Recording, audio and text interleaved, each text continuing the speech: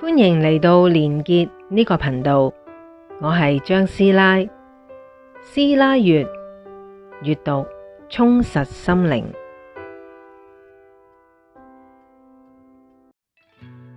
經歷咗幾個月嘅前世回溯，凱瑟琳有咗脫胎換骨嘅改變，治療正式結束。以前嗰個被無數恐懼症折磨到破碎嘅人已經徹底消失。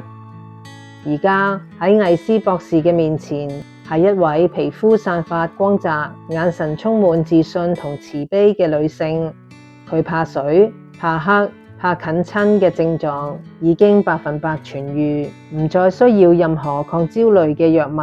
更重要嘅係，佢徹底放低咗對死亡嘅恐懼。凱瑟琳話：我知道我唔會真正死去，呢一世結束之後，我只係返屋企，然後就準備下一次嘅出發。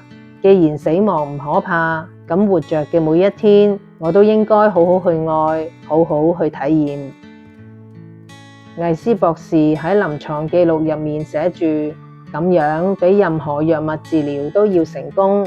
當一個人理解咗生命嘅永恆，心靈上嘅枷鎖就會自動解開。焦慮往往係嚟自對未知同失去嘅執着。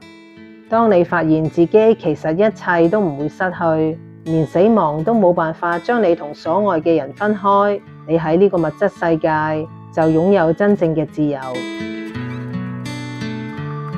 要解開恐懼呢個枷鎖，只要喚醒一直都喺靈魂深處嘅鎖匙。